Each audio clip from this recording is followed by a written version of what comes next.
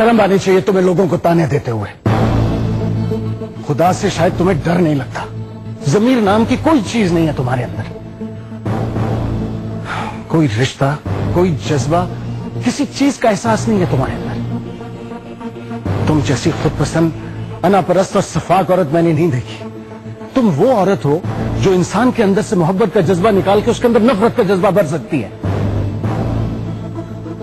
मैंने ये सुना था कि किसी के बुरा होने में हालात का या किसी का हाथ जरूर होता है, लेकिन मैं ये समझता हूं कि खुदा ने तुम्हें मोहब्बत की मिट्टी से नहीं, नफरत की मिट्टी से गूंदा है और तुम हमें सजा के तौर पर मिली हो। बस सुफियान, बहुत हो गया।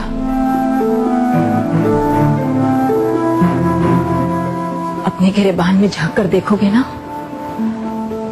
तो तुम्हें अपने सवाल का जवाब मिल जाएगा कि मुझ में इतनी नफरत कहां से आई।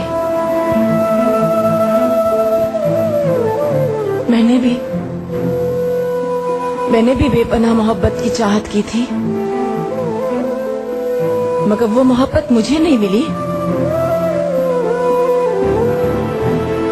क्योंकि शादी की पहली रात ही सुफियान तुमने मुझे बता दिया था कि तुमने ये फैसला अम्मा जानी के कहने पर किया। इसलिए कि तुम अम्मा जानी के लावारिस भांजे हो। अम्मा जानी ने तुम्हें पढ़ाया, लिखाया,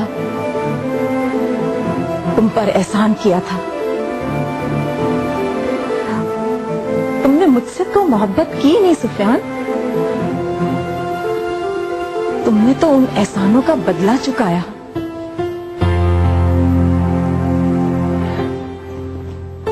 मुझे भी एक चाहने वाला शौहर चाहिए था जो मेरे आंसू पोंछ सके, मेरे दिल के अंदर झांक सके, मुझसे पूछे कि मैं क्या चाहती हूँ। मगर सुफियान, मोहब्बत वो लोग करते हैं जिनको मोहब्बत मिली होती है। जानना चाहते हो कि मैं इतनी नफरत अंगेज क्यों हूं? मैंने भी किसी से मोहब्बत की थी, मगर जवाब में मुझे नफरत मिली।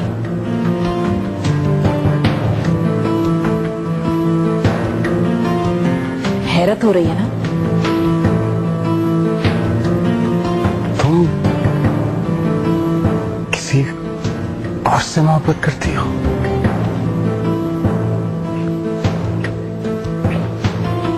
बस यही सोच सकते थे ना तुम?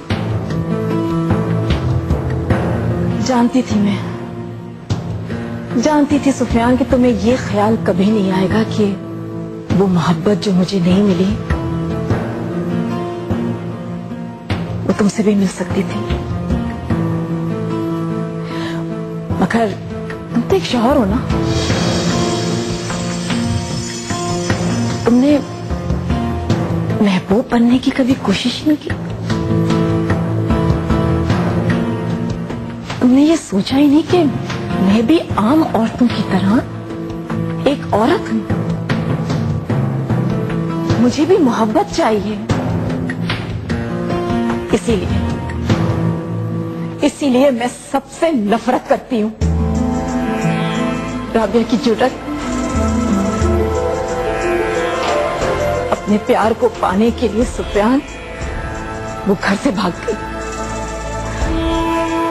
उस वक्त से मैं उससे हसद करने लगी और अपनी कमहिम्मती पर अफसोस कि मैं बाबा जानी के सामने खड़े होकर ये भी नहीं कह सकी कि कम से कम आप मेरी मर्जी तो पूछ लें। तो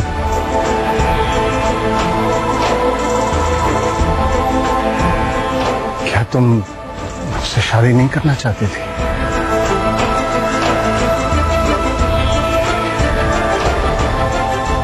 मैंने तो उस वक्त तक कुछ चाहा ही नहीं था सुफियान, जब मेरी शादी का फैसला कर लिया गया। मेरी मोहब्बत करने से पहले तुमने मुझे ये जता दिया था कि तुमने भी मेरी तरह बड़ों के फैसले के सामने अपना सर झुका दिया। फिर उसके बाद मैं किसी से मोहब्बत कर ही नहीं पाई। मुझे तो अपने आप से नफरत है सुफियान, अपने आप से।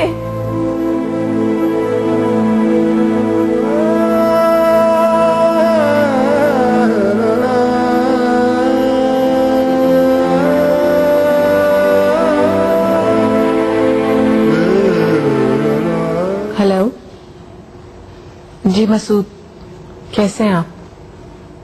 मैं ठीक हूँ। असल में एक बहुत बुरी खबर है, मैं आपको बताना नहीं चाह रही थी। मेरा ख्याल था कि आप आ जाएंगे तो आपको बताऊंगी, लेकिन आपको बहुत दिन हो गए। जी वो कायनात घर छोड़कर कहीं चली गई है और उसका कुछ भी पता नहीं चल रहा। अली ने, सुफियान ने, सबने उसे पूरे जमाने में ढूंढ लिया, लेकिन उसकी कोई खबर नहीं। सब लोग बहुत परेशान हैं। अच्छा, आप ये बताएं कि आपकी वापसी कब तक है? नहीं, मैंने किसी को कुछ नहीं बताया, ना हानिया को ना इब्राहिम को। खामखा में वो लोग परेशान होंगे। नहीं मसूद, मैं अम्मा जानी की तरफ नहीं जा सकती। वहां पर तो हालात बहुत अजीब से हैं, हर तरफ सन्नाटा। रजी भाई का भी, वो बस अपने कमरे में बंद रहते हैं और सुरैया का रो रो कर बुरा हाल हो चुका है। मुझे बहुत डर लग रहा है मसूद, मैं रात भर सो भी नहीं पाती। बस आप कुछ भी करके जल्दी आ जाएं प्लीज। जी ठीक है, ओके, अल्लाह हाफिज।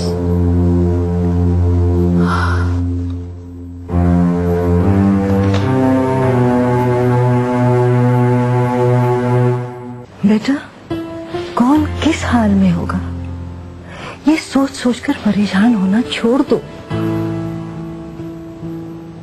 अल्लाह सबका वाली है, वो अच्छे बुरे हर शख्स की हिफाजत करता है। बेटा तुम देखते नहीं, लावारिस बच्चे सड़कों पर घूमते हुए, फुटपाथों पर सोते हुए बच्चे, इनका कौन वाली वारिस है? ये भी तो पल रहे हैं ना।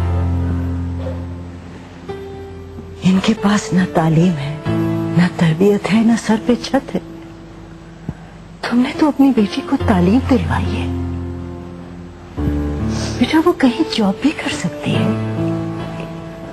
और उसने तो मेरे ख्याल से अब तक अपना कोई ठिकाना ढूंढ भी लिया होगा, जब तो वो वापस नहीं आई। बेटा हमें उम्मीद थी कि वो 8-10 दिन में लौट आएगी, लेकिन अब तो 1 माह हो गया है। अब तो उसके वापस आने की आस भी टूट गई है। अगर आना होता तो अब तक आ चुकी होती। बेटा चौखट पर आस का दिया जला के खुद अंधेरे में बैठना कहाँ की अक्लमंदी है। देखो, जो शख्स जाता है ना, उसको वापसी का रास्ता खूब अच्छी तरह से मालूम होता है। अगर उसको आना होता है तो अंधेरे में भी राह ढूंढ लेता है, और अगर उसको नहीं आना होता